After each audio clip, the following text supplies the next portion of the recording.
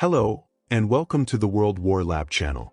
Tonight's story takes us into the dark waters of the South Pacific, where desperation, broken aircraft, and raw improvisation collided in one of the most dangerous naval campaigns of World War II. At 23:45 on October 19, 1942, Lieutenant Robert Lynch crouched low behind the wheel of PT-48, his eyes fixed on the black water off Cape Esperance. Ahead of him, 3 Japanese Daihatsu landing barges sliced through the darkness. Linton was 26 years old. He had completed 14 night patrols. He had 0 confirmed kills. The barges were transporting roughly 60 Japanese troops along with ammunition, part of a steady effort to reinforce forces fighting on Guadalcanal. Each barge was equipped with a Type 92 heavy machine gun and protected by steel plate armor thick enough to stop rifle fire. PT-48 carried 4 Mark 8 torpedoes. Each torpedo weighed more than 2,000 pounds and contained a 466-pound TNT warhead. The problem was simple and deadly. The shallowest depth setting for the torpedoes was 10 feet. The Japanese barges drew barely 5 feet of water. Any torpedo Linton fired would pass cleanly beneath the barges without touching them. By mid-October 1942, Motor Torpedo Boat Squadron 3 had already lost 6 boats in the waters surrounding Guadalcanal. 17 sailors were dead. The pattern never changed. PT boats detected Japanese barge convoys under cover of darkness. PT boats made torpedo runs. The torpedoes missed. The barges returned fire. The PT boats either withdrew or burned.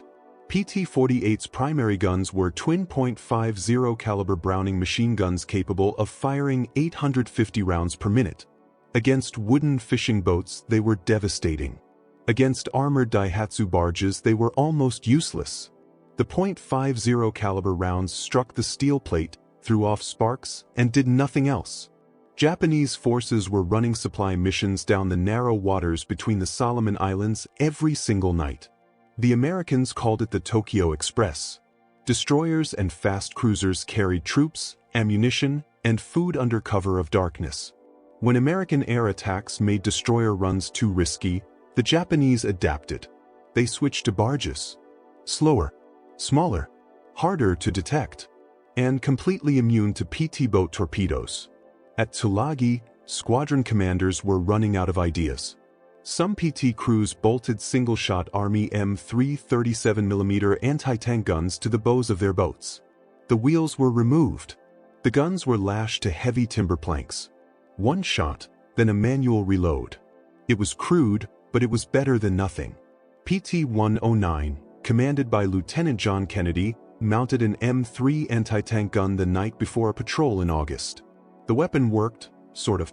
Kennedy's crew could fire a single round, then scramble to reload by hand while Japanese machine gun fire raked the boat. It wasn't sustainable. The real problem was mathematics. A single Daihatsu barge could carry 60 fully armed soldiers or 8 tons of supplies. The Japanese were running 20 to 30 barges past Guadalcanal every night.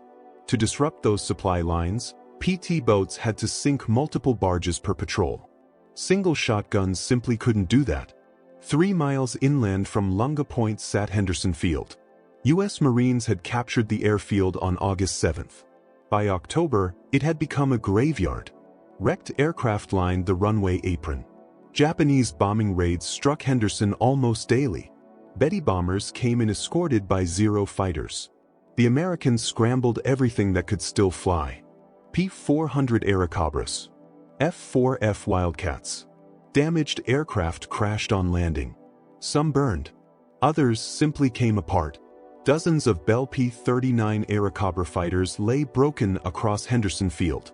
The Airacobra was a strange aircraft. Its engine sat behind the pilot, with the propeller shaft running beneath the cockpit. That unusual design left room in the nose for something extraordinary.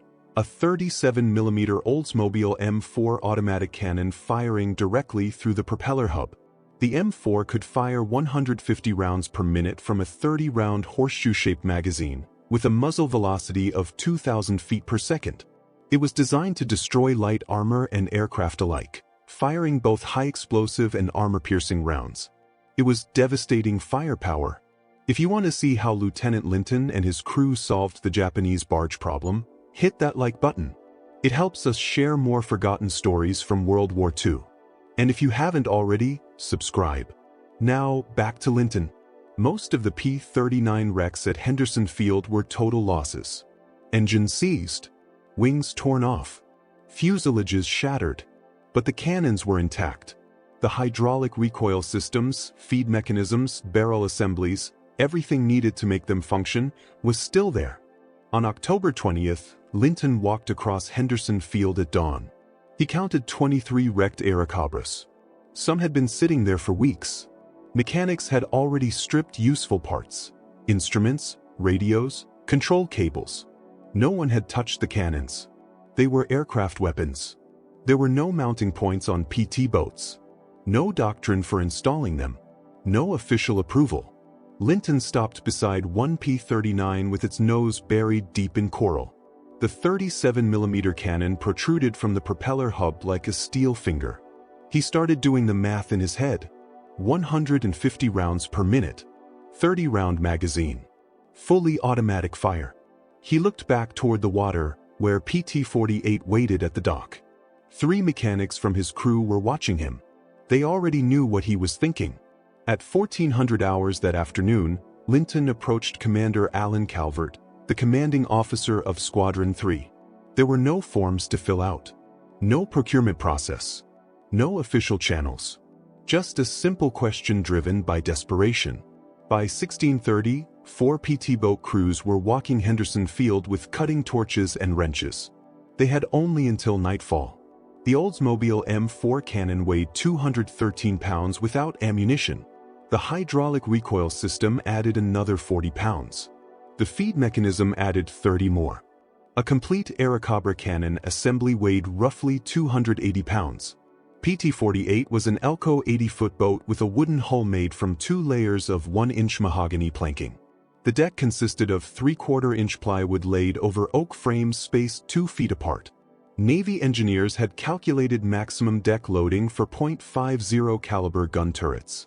No one had ever calculated deck loading for a 280-pound automatic cannon firing 150 rounds per minute. Technical Sergeant James Cogan had maintained P-39 aircraft at Selfridge Field in Michigan before the war. By October 1942, he was assigned to Henderson Field as an aircraft armorer. He knew every bolt, hydraulic line, and moving part inside an Airacobra cannon assembly. When Linton's crew arrived at Henderson Field that afternoon, Cogan was the first man. They found. The first P-39 they approached had taken a 20mm cannon round straight through the cockpit 3 weeks earlier. The pilot had been killed instantly. No one had ever moved the wreck. Sergeant Cogan crawled into the shattered nose section with a wrench set and a cutting torch. The M4 cannon was secured to the aircraft's engine reduction gear housing by 8 high-tensile steel bolts. Each one required a 15/16-inch socket. Cogan only had a 3/4-inch socket. In wartime, that was close enough. Removing the cannon meant disconnecting the hydraulic recoil lines, the charging cable, the ammunition feed chute, and the firing solenoid wiring. After that, they had to cut through part of the engine mount itself. Each aircraft took roughly 2 hours to strip. They had 6 hours of daylight left. Lynch assigned 8 men to the task, 2 men per wreck. If everything went perfectly, they could have 4 cannons by nightfall. Nothing went perfectly. The second P-39 had been baking in tropical heat for 11 days. Hydraulic fluid had thickened inside the recoil system. The charging cable was corroded. When Cogan's team tried to break the cannon free, the mounting bolts had seized from heat expansion. They needed penetrating oil. Henderson Field had none. They soaked the bolts with aviation gasoline and waited 20 minutes. When they tried again, the bolts finally came loose, barely. By 1730 hours, they had removed 3 complete M4 cannon assemblies from wrecked Airacobras. Each cannon lay on the coral beside the runway apron at Henderson Field. Cogan inspected them one by one. The first cannon's hydraulic recoil cylinder showed a hairline fracture. It was unusable. The second cannon's feed mechanism had a bent pawl, reparable with a file and about 30 minutes of work. The third cannon was flawless. PT-boats had never been designed to mount aircraft weapons. Forward of the chart house, PT-48's bow deck was flat plywood laid over oak stringers. Lynch needed a pedestal mount that could absorb recoil, rotate a full 360 degrees, and survive the violent flexing of a planing hull slamming across waves at 40 knots. Henderson Field's machine shop was primitive. One lathe, one drill press, one welding rig powered by a diesel generator. The shop had repaired propeller hubs, fabricated radio brackets, and built engine mounts for damaged aircraft. Now it needed to create a naval gun mount from nothing. Chief Machinist's mate Donald Fry sketched the design in 40 minutes using a grease pencil on a scrap sheet of aluminum. The design was simple because it had to be. A circular steel base plate 12 inches in diameter. 4 bolt holes aligned with PT-48's deck framing. A vertical pipe section welded to the base. A rotating collar with bearing surfaces. A yoke to cradle the cannon itself. Every piece was made from scrap steel cut from destroyed aircraft landing gear. Frey's team began welding at 18:15 hours. The diesel generator powering the arc welder kept cutting out because Henderson Field was rationing fuel. They welded for 5 minutes at a time, shut down, let the generator cool, then started again. The base plate took 40 minutes. The pipe section took 30. The rotating collar took more than an hour because the bearing surfaces had to be machined smooth or the gun would bind under load. By 2100 hours, the pedestal mount was finished. It looked like something built in a high school shop class. The welds were ugly. The paint was burned away. The rotating collar had nearly 3 degrees of wobble. But it could support a 280-pound cannon, and it could rotate. Probably. They loaded the cannon and the mount onto a 6x6 truck. 3 sailors rowed in the back, holding the cannon steady to keep it from bouncing loose on the rough coral road leading down to the dock. PT-48 waited across Iron Bottom Sound at Tulagi. The truck reached the dock at Lunga Point at 22:30 hours. A Higgins boat ferried the gun and mount across the water. Lynch was already aboard PT-48 when the cannon arrived. His crew had measured the bow deck and marked 4 mounting points earlier. The deck framing beneath consisted of doubled oak beams, strong enough for a .50 caliber turret, maybe strong enough for this. They would find out the first time the gun fired, or when the mount tore straight through the deck. Installing the base plate required drilling 4 holes through 3/4-inch plywood and 2 inches of oak framing. They only had a hand crank drill. Each hole took 30 minutes. 2 hours total. By 1:15 on October 21st, the base plate was finally bolted down. They lifted the cannon into place. The collar seated correctly. The yoke held. The gun elevated and depressed. Rotated, not smoothly, but it rotated. Ammunition was the last unresolved problem. The M4 cannon used a horseshoe-shaped magazine holding 30 rounds. On the P-39, those magazines were stored in an ammunition bay behind the cockpit. Each loaded magazine weighed 40 pounds. PT-48 had no magazine racks, no storage system, no rapid reload mechanism. They stacked 6 loaded magazines directly on the deck beside the mount. In combat, a loader would pass magazines by hand while the gunner fired. It was crude, but it might work. At 2:00 hours on October 21, 1942, PT-48 became the first United States Navy patrol torpedo boat ever fitted with an aircraft automatic cannon. From salvage at Henderson Field to final installation, the process had taken 9 hours. The gun had never been test-fired. The mount had never been stress-tested. The crew had no formal training on the weapon. None of that mattered. Japanese barges were moving supplies that very night. PT-48 departed Tulagi at 2200 hours on October 21st. Squadron 3 sent 4 boats on patrol: PT-40, PT-46, PT-48, and PT-60. Standard formation. 2 boats north of Savo Island. 2 boats patrolling the waters off Cape Esperance. Lynch commanded PT-48 with the untested 37mm cannon mounted on his bow. Gunner's mate second class Harold Mitchell volunteered to operate the weapon. Mitchell had fired .50 caliber Browning machine guns on 12 combat patrols. He had never fired an aircraft automatic cannon. No one on PT-48 had. Kogan had given them basic instructions at the dock: aim, pull the trigger, change magazines when empty. The hydraulic recoil system would absorb most of the shock. Probably. The night was overcast. There was no moon. Visibility was roughly 200 yards under faint starlight. The sea was calm. PT-48 ran on 2 engines at 15 knots to reduce noise and minimize its wake. The 37mm cannon on the bow was locked forward. Mitchell sat directly behind it on an ammunition crate, 6 fully loaded magazines stacked within arm's reach. At 23:55 hours, PT-48's radar operator picked up surface contacts bearing 320 degrees at a range of 4,000 yards. For contacts, speed approximately 8 knots. Lynch altered course immediately to intercept. The radar signature matched what they had come to expect from Daihatsu supply barges running the slot. American PT boat doctrine required closing to 1,000 yards before launching torpedoes. Optimal torpedo range was considered 800 yards. Getting closer increased the probability of a hit but also exposed the boat to return fire. Against barges that torpedoes could not hit at all, the doctrine was meaningless. Lynch needed to close to a distance where Mitchell could use the cannon effectively. At 3,000 yards, Lynch could already see the barges as dark shapes against slightly darker water. 4 Type A Daihatsu barges in line formation. Each was roughly 49 feet long with a 14-foot beam, powered by a single diesel engine, maximum speed 12 knots. Each carried a Type 92 heavy machine gun mounted amidships. They were transporting troops. Lynch could make out the silhouettes of men seated on the decks. PT-48 closed to 1,500 yards. Mitchell worked the manual charging handle on the 37mm cannon. The mechanism engaged cleanly. The first round seated in the chamber. He flipped the safety off. The gun was ready. No one on board knew what would happen next. At 1,000 yards, the lead Japanese barge detected PT-48. The Type 92 machine gun opened fire.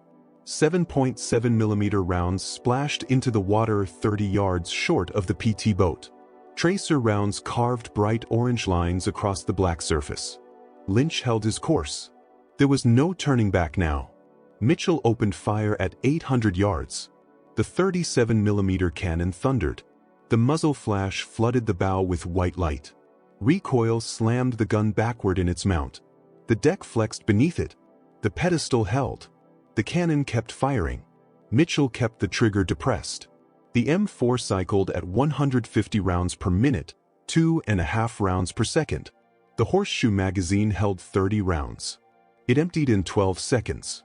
High explosive shells struck the lead barge along the waterline. Each round detonated on impact. The first 3 shells punched through the steel armor as if it were cardboard. The 4th exploded inside the troop compartment. The barge's diesel fuel tank ignited. A column of orange flame erupted from its center. Men leapt into the water. The barge continued forward another 50 yards, burning fiercely, then settled by the bow and stopped dead. Mitchell ripped the empty magazine free. The horseshoe feed disengaged cleanly. He grabbed the second magazine and slammed it into place. The reload took 8 seconds. In combat, 8 seconds was an eternity, but it worked. The second barge in the formation turned hard to port, trying to break away. PT-48's helmsman matched the maneuver. Lynch closed to 600 yards. Mitchell fired again. 30 rounds in 12 seconds. 22 rounds struck the target. The armor stopped the first 5 shells. The 6th punched through. The 7th hit something volatile. The barge didn't burn. It exploded. The blast lit the sky, visible for miles. Ammunition cooked off inside the hull. The barge disintegrated in a single violent flash. The remaining 2 barges scattered. One turned north toward Savo Island. The other turned south toward Guadalcanal. PT-48 pursued the southern target. Mitchell loaded the 3rd magazine. The rotating collar of the mount was beginning to bind from heat expansion. He had to force the gun by hand to keep it on target. The bearing surfaces Fry had machined were already wearing under combat stress. At 700 yards, Mitchell opened fire again. The barge's Type 92 machine gun answered immediately. 7.7mm rounds struck PT-48's bow. One round punched through the plywood deck just 18 inches from Mitchell's position. He didn't stop firing. The 37mm shells walked up the length of the barge from stern to bow. The engine died. The barge lost forward motion and began to drift. Men abandoned it, jumping into the water. The hull did not sink, but it was finished as a fighting vessel. PT-48 broke off the attack at 2:20 hours. Mitchell had fired 90 rounds from the 37mm cannon, 3 full magazines. The gun never jammed. The mount never failed. The deck never collapsed. 2 Japanese barges were destroyed. 1 was disabled. There were no American casualties. Lynch radioed Commander Calvert at Tulagi. The message was short. The salvaged aircraft cannon worked. It worked better than anyone had expected. By 3 o'clock hours, every PT boat commander in Squadron 3 was demanding an M4 cannon for his own boat. The problem was simple. Henderson Field only held 23 wrecked Airacobras. Squadron 3 had 12 operational PT boats. The numbers did not add up. By October 23, 3 more boats, PT-40, PT-46, and PT-60, had 37mm cannons mounted on their bows. Crews stripped 5 additional Airacobra wrecks at Henderson Field. Salvage operations became systematic. Teams learned which bolts to remove first, which hydraulic lines to disconnect, which electrical connectors to cut. The second cannon removal took 90 minutes. The third took 70. By the fourth, they had reduced the process to 55 minutes. The pedestal mounts improved with every installation. Chief Fry refined the design after inspecting PT-48's mount following its first combat action. The rotating collar showed excessive wear. Bearing surfaces were deeply scored by recoil forces. Fry added bronze bushings salvaged from damaged aircraft wheel assemblies. Friction dropped immediately. The second-generation mounts rotated smoothly even under sustained fire. Ammunition supply became the next critical bottleneck. Henderson Field's armory held horseshoe magazines for P-39 aircraft. Each magazine held 30 rounds, but they had been designed for air combat. Aerial engagements lasted seconds. PT boat actions against barges could last 20 minutes or longer. In PT-48's first engagement alone, Mitchell had fired 90 rounds. The boat carried 6 magazines, 180 rounds total. It wasn't enough. At Henderson Field, aviation ordnance crews began loading magazines around the clock. Each horseshoe magazine had to be hand-loaded, 30 rounds inserted one by one. If a loader worked fast, the process took 8 minutes per magazine. The ammunition bay had 4 men working 12-hour shifts. Together, they produced roughly 40 magazines per day. 4 PT boats, each carrying 6 magazines, required 24 magazines for a single patrol. The boats ran 2 patrols per night. The numbers barely balanced. The high-explosive rounds proved brutally effective against Daihatsu barges. They had been designed to shred light aircraft structures, thin aluminum skins, and magnesium components. Against the quarter-inch steel plate armor of Japanese barges, they were even more destructive. Any round that penetrated punched a hole nearly 12 inches across and sprayed lethal fragments through the interior. 2 or 3 hits could cripple a barge. 5 to 8 hits would sink it outright. On October 24th, PT-40 engaged 3 barges off Kim Bay. Its newly installed M4 cannon destroyed 2 barges with the first magazine alone. 30 rounds. 20 seconds of firing. Both barges were burning and sinking within 2 minutes. The third escaped into the darkness, though later radio intercepts suggested it had taken damage. Squadron 3 quickly realized that the 37mm cannon fundamentally changed PT boat tactics. Before the cannon, boats attempted torpedo attacks from long range, 800 to 1,000 yards. The torpedoes passed harmlessly beneath shallow draft barges, and the PT boats withdrew. With the cannon, PT boats could close to 400 yards and destroy barges with direct fire. The shorter range increased the danger from Japanese return fire, but it eliminated the torpedo problem entirely. Japanese commanders noticed the shift almost immediately. Radio intercepts from October 25 revealed barge crews reporting PT boats armed with heavy cannon and explosive shells. One intercepted message described them as demon boats with aircraft guns. The psychological effect was profound. For weeks, barge crews had operated with near impunity. Now they were being annihilated before they could unload supplies. By November 1, 1942, 8 PT boats in Squadron 3 were operating with salvaged 37mm cannons. Henderson Field had been stripped of every usable M4 cannon from wrecked P-39 aircraft. 21 cannons in total had been removed. 17 were mounted on PT boats. 4 were held back as spares for maintenance. Maintenance quickly became a serious challenge. The M4 cannon had been designed for aircraft service, with extensive ground crew support between missions. PT boats operated for days at forward bases with minimal facilities. Saltwater corroded hydraulic recoil systems. Tropical heat degraded rubber seals. Fine coral dust worked its way into feed mechanisms. Gunners' mates learned to field strip and maintain the weapons using improvised tools. Technical Sergeant Cogan transferred from Henderson Field to Tulagi in early November specifically to support PT boat cannon maintenance. He set up a small workshop inside a corrugated metal shed near the PT dock. It contained a workbench, a vise, and basic hand tools. Cogan trained PT boat gunners' mates in cannon disassembly, cleaning, and reassembly. The training took 3 days per man. By mid-November, every PT boat carrying a cannon had at least one crew member capable of keeping it operational. Word of the field modification spread quickly up the chain of command. Commander, Motor Torpedo Boat Squadron South Pacific, reviewed after-action reports from Squadron 3. 8 patrols.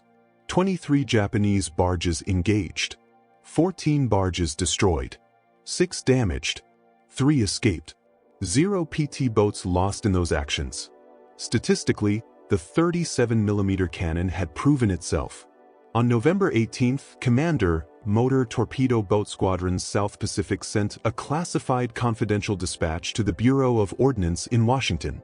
The message detailed the field modification, described the combat results, and requested official approval for installation and formal procurement of M4 cannons for PT boat use. It included technical drawings of the pedestal mount, ammunition consumption data, maintenance requirements, everything needed for institutional adoption. The Bureau of Ordnance received the dispatch on November 23rd. Under normal circumstances, the bureaucratic process would have taken months: design reviews, safety analysis, procurement planning, production scheduling. But the combat results from Guadalcanal were impossible to ignore. PT boats armed with 37mm cannons were destroying Japanese barges at unprecedented rates. The modification worked. On December 7, 1942, exactly 1 year after Pearl Harbor, the Bureau of Ordnance authorized production of standardized pedestal mounts for M4 cannons on PT boats. The mounts would be manufactured by a contractor in Rhode Island. The initial production run was set at 100 units. Estimated delivery time, 90 days. But PT boats in the South Pacific needed the cannons immediately, not in 3 months. Motor Torpedo Boat Squadron 6 arrived at Tulagi in mid-December 1942. 12 boats. Fresh crews. Standard armament, twin .50 caliber turrets and 20mm Oerlikon cannons. Number 37mm aircraft guns. The squadron had deployed from the East Coast expecting to fight with torpedoes. Instead, they found Squadron 3 systematically destroying barges with salvaged cannons. Squadron 6 commanding officer requested immediate installation of 37mm guns for his boats. The problem hadn't changed.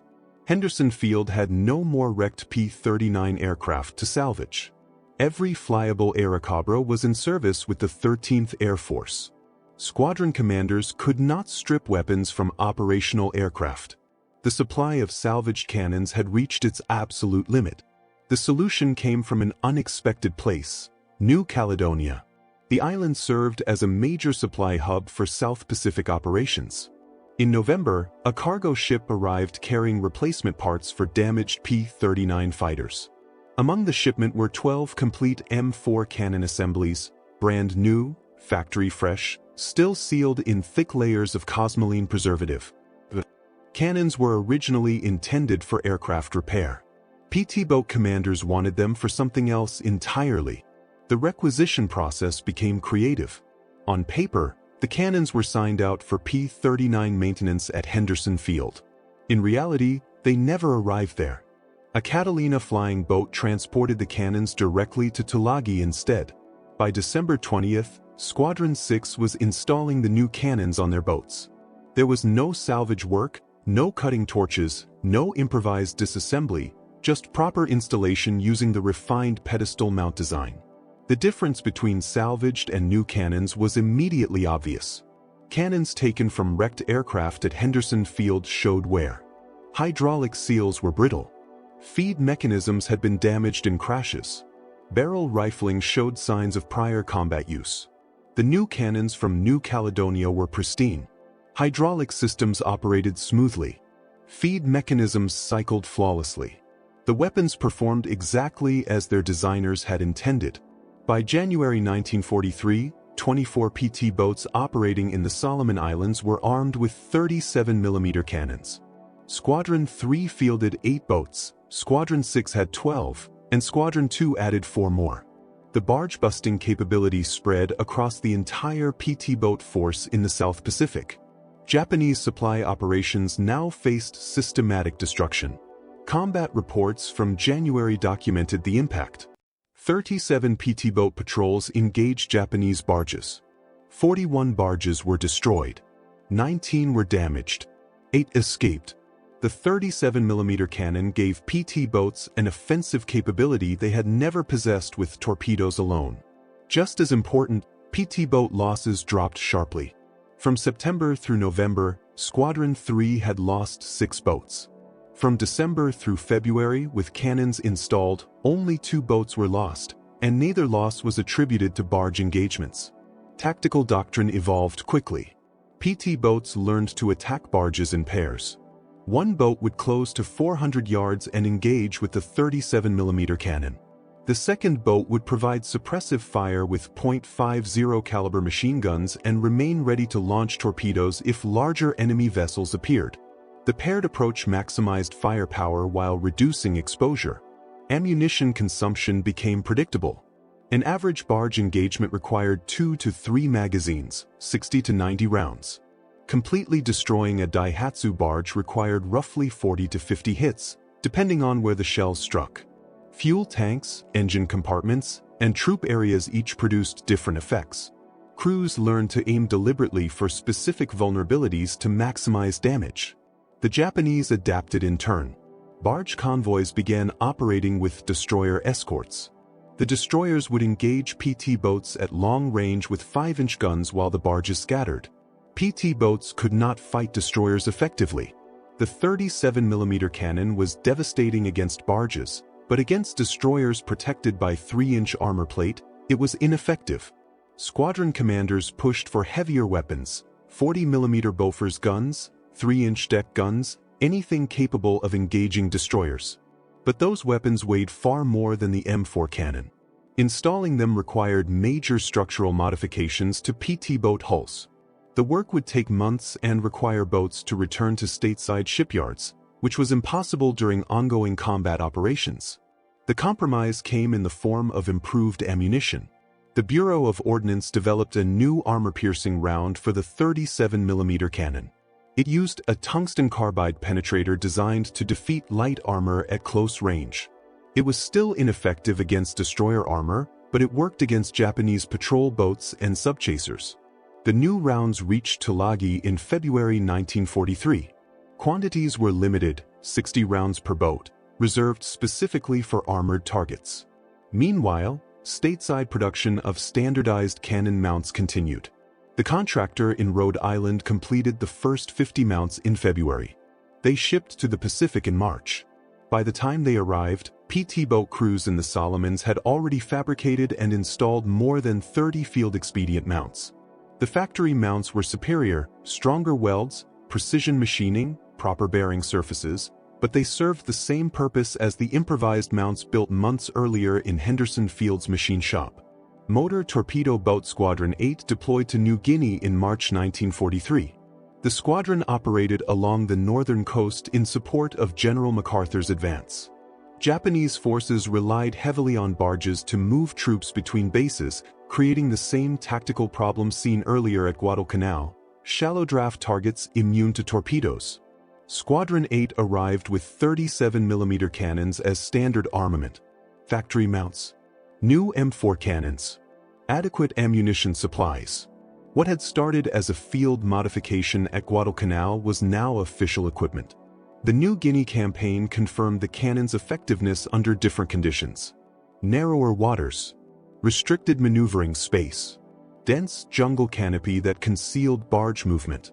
Even so, Squadron 8 destroyed more than 60 Japanese barges in its first 3 months of operations. The cannon performed in New Guinea exactly as it had in the Solomons: reliable, effective, lethal. By June 1943, the Bureau of Ordnance authorized development of an improved cannon specifically designed for naval use. The result was the 37mm M9. It featured a longer barrel, higher muzzle velocity, and heavier construction to withstand sustained fire.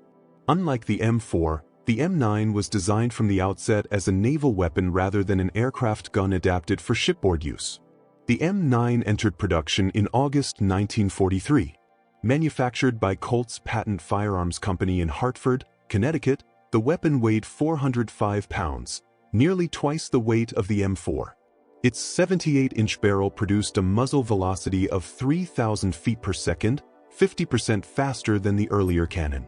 The increased velocity meant a flatter trajectory and improved armor penetration. The first M9 cannons reached the Pacific in October 1943. Motor Torpedo Boat Squadron 15 received 24 weapons for installation. Because of the added weight, the installations required reinforced deck structures. Naval architects designed strengthened mounting points with steel backing plates beneath the plywood decks. Each modification added roughly 200 pounds of structural reinforcement per boat. Testing revealed immediate advantages. The higher muzzle velocity extended effective range to 1,000 yards. The M4 had been effective out to about 600 yards.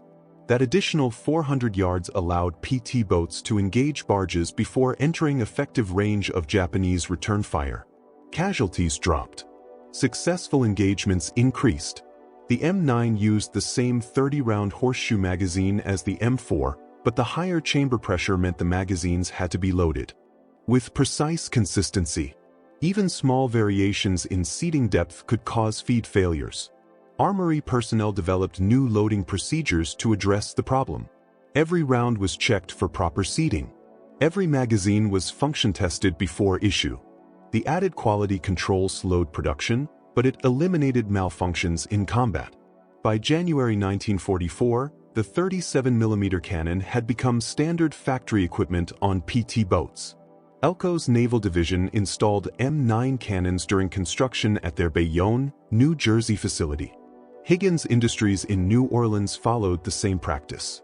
New PT boats rolled off the production lines with cannons already mounted, properly engineered, structurally reinforced, and fully integrated into the design of the hull. The field modification born at Henderson Field had taken 18 months to become official doctrine. October 1942 to January 1944. From salvaged aircraft parts to factory-standard armament, the progression demonstrated how successful battlefield innovation could transform naval operations when commanders documented results and higher headquarters paid attention. Squadron commanders in the Mediterranean requested 37mm cannons for their boats in early 1944. PT boats operating off Italy faced problems similar to those encountered in the Pacific. German F-lighters and Italian MAS boats used shallow draft hulls. American torpedoes either missed or passed harmlessly underneath. The squadrons needed the same barge-busting capability developed in the Solomons. Motor Torpedo Boat Squadrons 22 and 29 received M9 cannons in March 1944.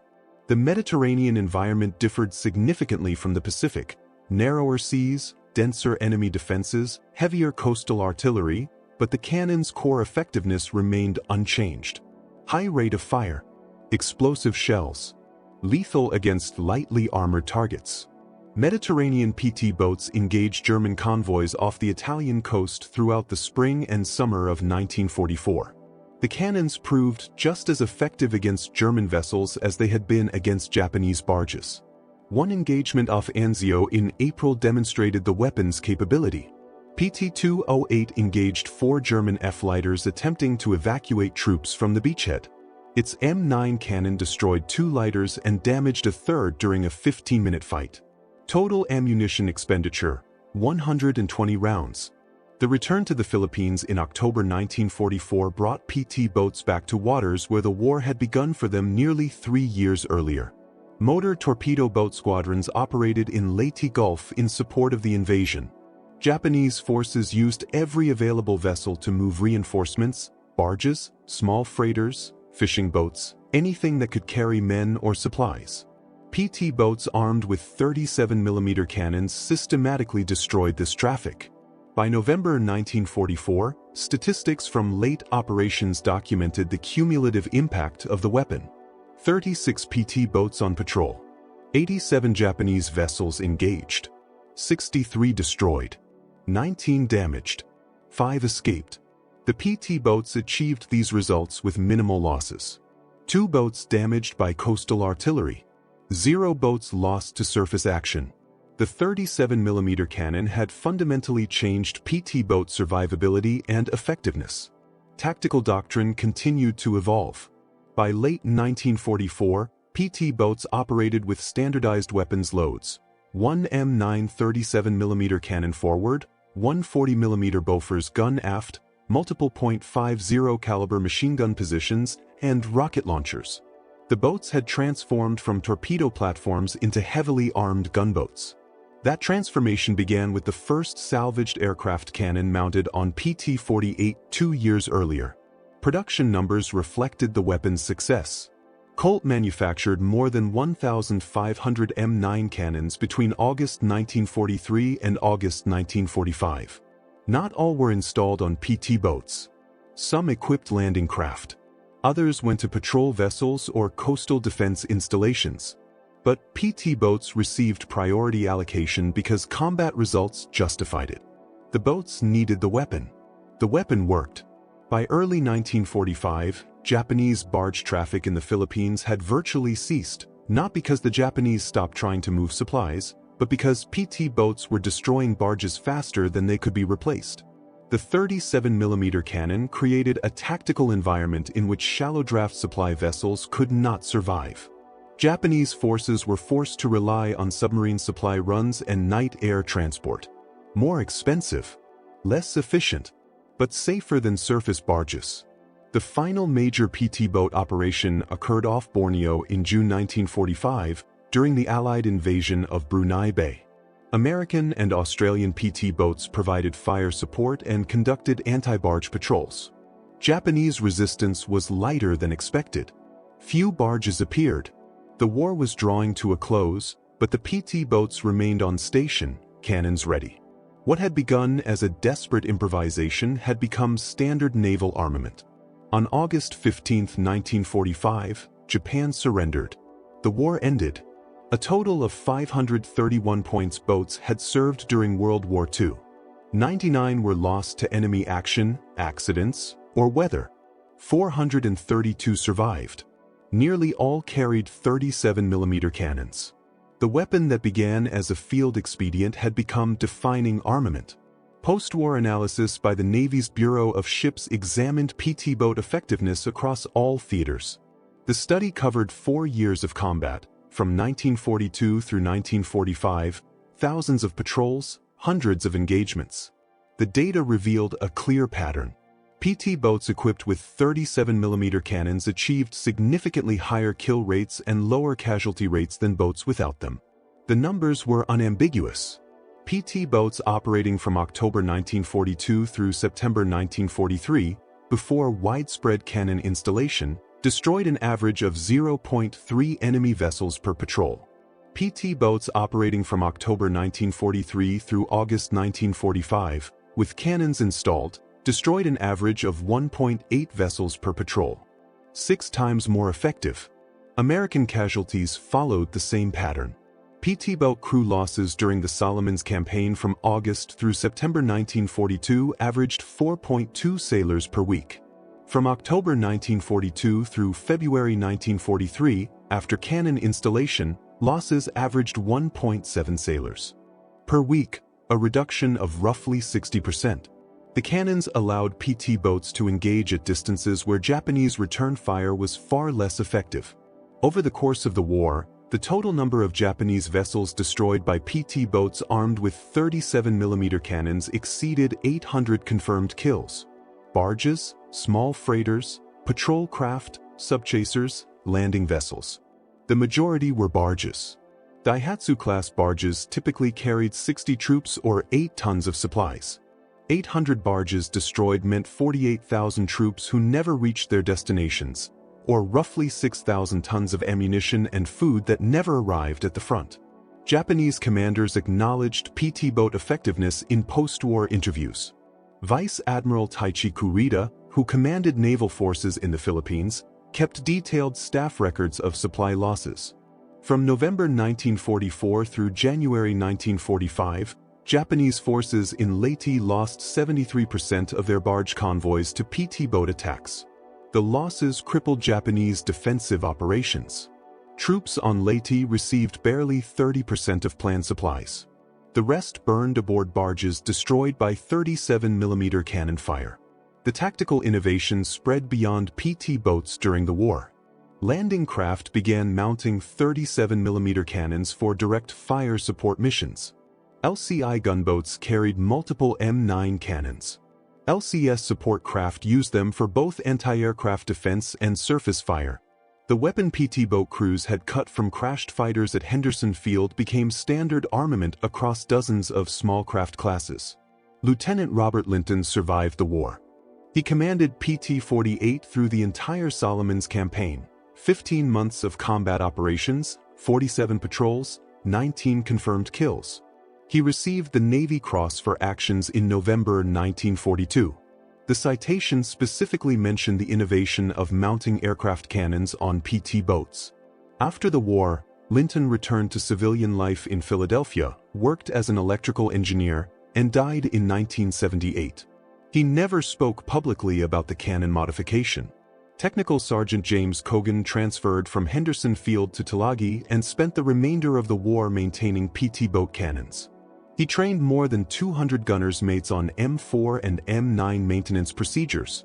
After the war, Cogan remained in the Air Force and retired as a master sergeant in 1962. He kept meticulous maintenance logs from his time at Tulagi. Those records documented every cannon removed from wrecked aircraft, every modification performed, every combat malfunction, and every repair. The logs survived and are now held in the National Archives. Chief Machinist's mate Donald Fry designed the original pedestal mount in Henderson Field's machine shop.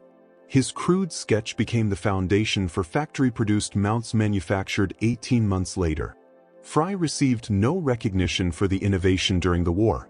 No medal, no citation. He remained at Henderson Field until December 1943, then transferred to Pearl Harbor for submarine maintenance duty. After the war, he returned to Tacoma, Washington, worked in a shipyard, and died in 1991 at the age of 73. Gunner's mate second class Harold Mitchell fired the first 37mm cannon shot in combat from a PT boat on October 21, 1942. He survived that engagement and 42 more patrols. In January 1943, Mitchell transferred to PT-109 as a gunnery instructor, teaching crews how to operate the salvaged cannons effectively. He received a Bronze Star for actions off Vela La Vela in August 1943. After the war, he worked for Boeing in Seattle and died in 2006.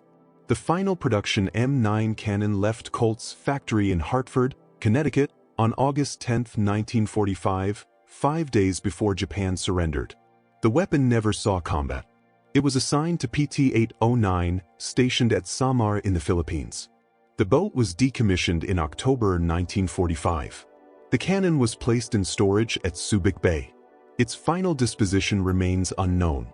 Of the 531 points boats that served during World War II, only 12 survive today. 8 are preserved as museum vessels. 4 remain in private ownership. Most of the survivors retain their 37mm cannon mounts. Some still have operational M9 cannons. PT-617, displayed at Battleship Cove in Fall River, Massachusetts, mounts a functional M9 on its bow. The pedestal is the factory standard design derived directly from Frey's improvised mount at Henderson Field. The development path of the 37mm cannon was highly unusual for naval ordnance. Most weapon systems follow a structured process: requirements defined, specifications written, prototypes built, tests conducted, production authorized, deployment planned. The 37mm cannon on ptboats followed none of those steps. It began with desperate crews cutting weapons from wrecked aircraft, welding crude mounts from scrap steel, and testing the concept in live combat. Only after success was proven through results did official channels respond. The timeline from first combat use to factory installation was 18 months, October 1942 to January 1944. By bureaucratic standards, remarkably fast. By combat standards, painfully slow. PT-boat crews in the Solomons needed the weapons in October 1942. They got them by building them themselves. Official approval came only after the innovation had already saved lives. The innovation succeeded because it solved a real tactical problem using available resources. Japanese barges carried troops and supplies. American torpedoes could not hit them. PT-boat crews needed a weapon that could. Wrecked aircraft at Henderson Field provided that weapon. The crews simply connected the need to the solution. Military organizations typically resist field modifications. Unauthorized equipment creates maintenance challenges. Non-standard installations complicate logistics. Safety risks increase. Liability grows. Institutional preference favors controlled development and approved procurement. But combat does not wait for procurement cycles. Commander Alan Calvert authorized the first cannon installation without higher approval. He accepted institutional risk. If the mount had failed and killed crew members, Calvert would have faced court-martial. If the installation had damaged PT-48's hull, he would have been responsible for the loss of Navy property. He approved it anyway, because his boats needed to survive. The results justified his decision. The Bureau of Ordnance also deserves recognition for responding appropriately. When Commander, Motor Torpedo Boat Squadron South Pacific sent the dispatch in November 1942 detailing the field modification, the Bureau of Ordnance could have rejected it outright. Unauthorized modification. Non-standard installation. Liability concerns. Instead, they examined the combat results. 14 barges destroyed in 8 patrols. 0 PT boats lost. The data was impossible to ignore. The Bureau of Ordnance approved the concept and authorized production.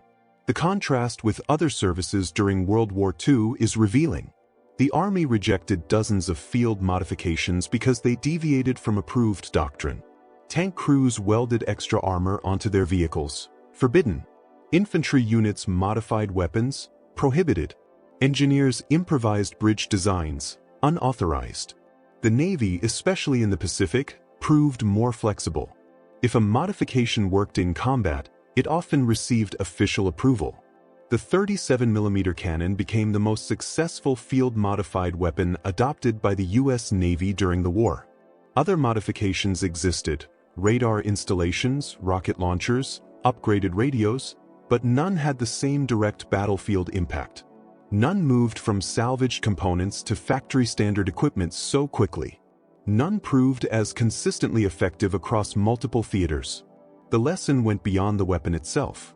Combat innovation requires commanders willing to accept risk, crews willing to experiment, and higher headquarters willing to judge results instead of clinging to doctrine.